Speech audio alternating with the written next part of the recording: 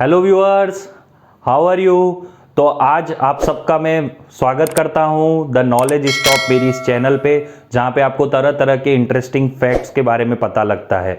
तो फ्रेंड्स, आज का यह एपिसोड बहुत स्पेशल है क्योंकि आज जो मैं आपको एक बहुत ही इंटरेस्टिंग फैक्ट की बात बताने वाला हूं वो मुझे भी नहीं पता थी, और जब मुझे पता चली तो मैंने सोचा कि क्यों ना अपने व्यूअर्स को भी यह बात शेयर करूं।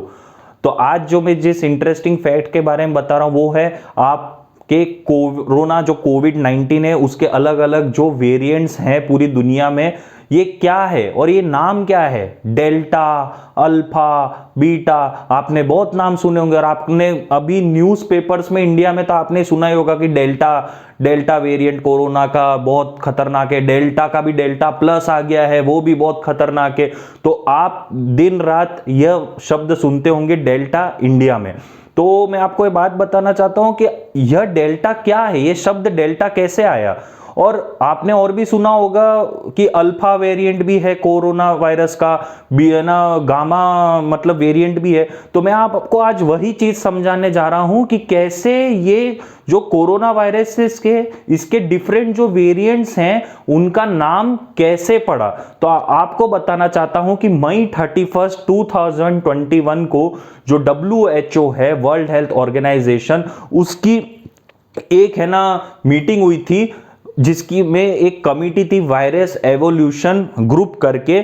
उस ग्रुप ने यह डिसाइड करा कि आज के बाद मतलब मई 31 के बाद सारी जितने भी वेरिएंट्स है कोविड-19 के पूरी दुनिया में, उनका जो वर्ड होगा, नाम यूज होगा उन वेरिएंट्स के लिए, वो ग्रीक अल्फाबेट्स के ऊपर यूज किया जाएगा।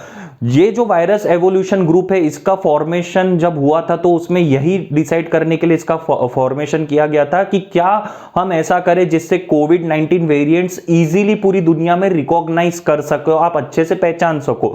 तो यह डिसाइड किया गया मई 31 के बाद कि सारे वेरिएंट्स को नाम दिया जाएगा ग्रीक अल्फाबेट्स का, जैसे अल्फा, बीटा, गामा, डेल्टा, और उसके आगे बहुत और भी वेरिएंट्स हैं अभी पूरी दुनिया में, लैम्डा और कप्पा, ऐसे करके। तो आपको एक इंफॉर्मेशन के लिए मैं बात बताना चाहता हूं कि पहले जब ये ग्रीक अल्फाबेटिकल नेमिंग नहीं हुई थी, उससे पहले जैसे डेल्टा वेरिएंट को कहते थे कि ये इंडियन वेरिएंट है।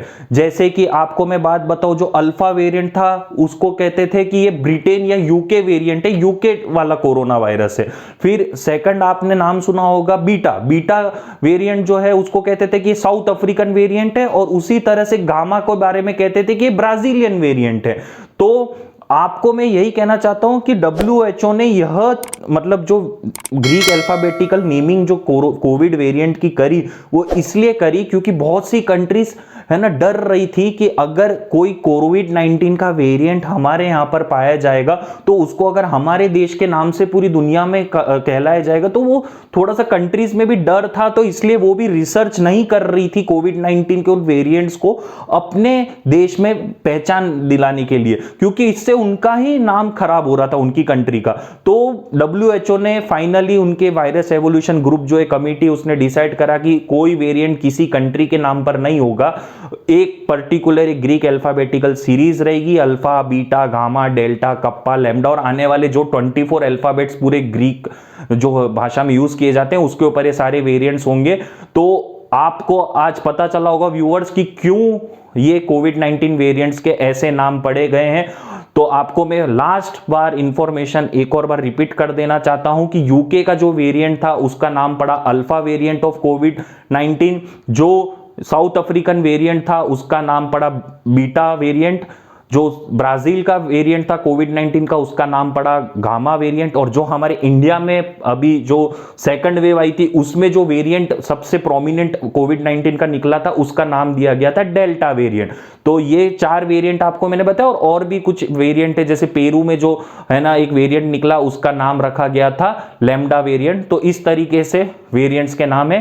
तो आज की अगर ये नॉलेज की बात आपको अच्छी लगी हो तो मेरी चैनल को सब्सक्राइब करें, लाइक करें मेरे इस वीडियो को, और प्लीज मोटिवेट करें मुझे और अच्छा कंटेंट लाने के लिए, मुझे हेल्प करना इस चैनल को ग्रो करने में। Bye viewers.